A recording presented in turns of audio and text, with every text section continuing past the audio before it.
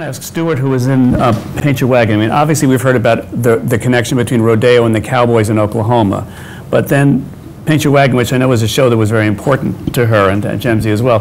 Well, I was in only one, Paint Your Wagon. Right. But wherever Agnes worked, I think stories just spun out because of what she did. I mean, I owe her an enormous thing. I worked with Martha Graham, which paid you $0. And I was in Paint Your Wagon, I don't know, 5 or 6 months when Graham had a season. And I was preparing to give notice, which I couldn't afford to do, but I felt I had to do. Agnes found out, and she got to Cheryl Crawford, and I don't know if anybody else ever got a week off to be in a concert and then come back to your paying job. She did that for me, which I think is pretty terrific. I also, when I auditioned for Paint Your Wagon, the place was infested with ballet dancers, and they and they all looked gorgeous. I mean, they looked like Crandall, and I could never aspire to be anything like that. And so I did my best, and she asked a line of dancers to kick, just like a chorus line, 1, 2, 1, 2. And then she said, she pointed at me with her whole hand, "You, can't you kick any higher than that?" And I said, "My back would bend." And she turned, I think it was to Danya Krupska, who was her assistant, and she said, "Will you please tell them this is not a ballet class?" And then she says, "Let me see you, kick over your head." At which point she freed me from my worries that I was a turtle in a fishbowl, you know, with all these beautiful things moving around me. And I just kicked over my head, and she hired me. Now, Crandall, you tempted us with a little Allegro conversation in the first half. Let me just finish it. I've forgotten the thread of it. She had a choral director on Allegro who did beautiful work for her, and it was a main feature in the production. The production was based on a Greek choir who were the townspeople that the play was about. The important thing I wanted to say about it is I wasn't in the Broadway production. I was in the National Company. But I found out this past week something I didn't know before when I Googled Allegro, that Agnes was the first person on Broadway to have director-choreographer credit. Not just the first one who did it, but the first one to get credit for it, which is a big move. And all of the reviews and all of the Sturm und Drang that followed with Allegro, I think was partially due to that, the fact that everybody was trying desperately. This I get from hindsight. As I say, I wasn't in it. They were fighting to do everything new and unheard of in musical theater. Scenically, Greek chorus, musically, casting was very strange in it. There were 5 women in it whose names were above the title, not above the title, but 5 featured actresses, and none of them was the leading actress. The one who really fulfilled the function of the leading lady couldn't dance and couldn't sing. She was a lovely, dear actress, Roberta Jonet, but the role was created perversely without her doing anything that a musical theater actress does. That was just one sample of what they were trying to do, and I think the fact that Agnes was doing her first full-time job as both director and choreographer, with Oscar Hammerstein sitting over her shoulder, trying very hard to create his masterwork, is what put them off on the wrong track in many ways. I never heard Agnes mention Allegro again. after that.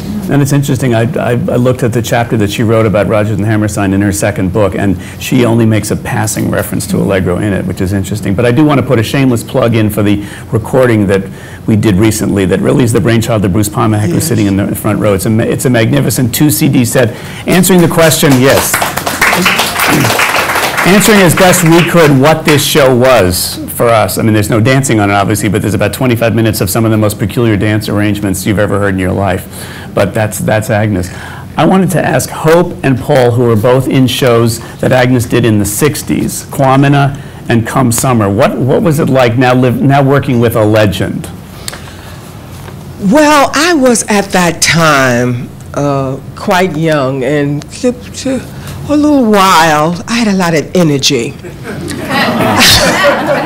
I was considered her problem child.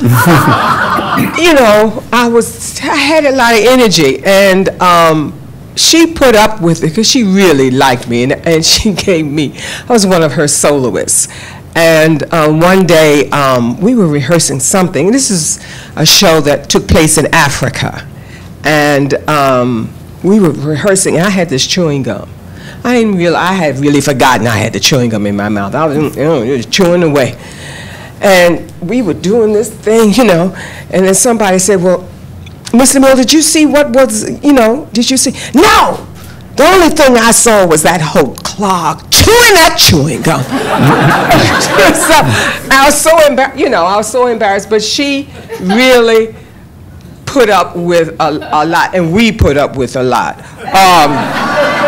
Let me tell you, it wasn't that easy, but she was so specific. I was telling Kathleen, a lot of the actual African movement is what we brought to the production, but her mastery was she could look at it, and you would be doing your whatever.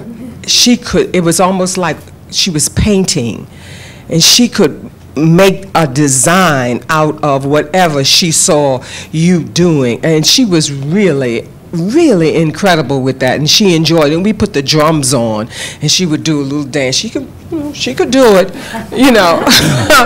but she was really good at what she did. She really did, and she put that show together. She was our director choreographer, and all the way down the line, she was the director choreographer. Despite, anything, she controlled that show, and she brought in a beautiful show. Here. Okay.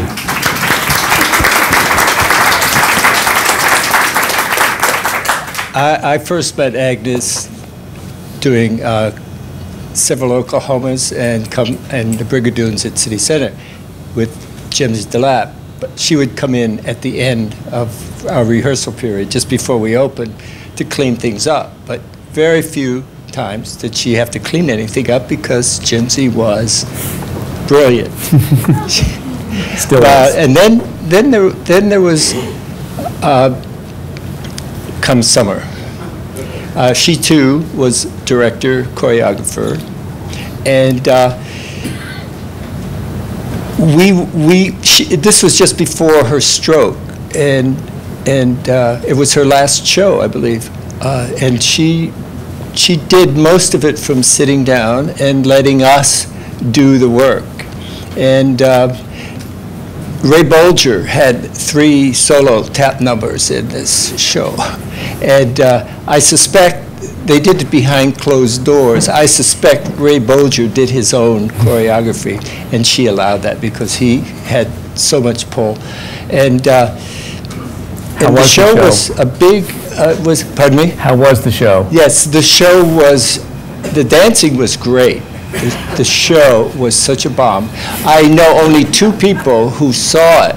One is you, and the other is my best friend, Peter Clarke. And someone said, if Ray Bolger does another tap number, I'm going to scream. Well, they went out the door and screamed and came back and finished the show.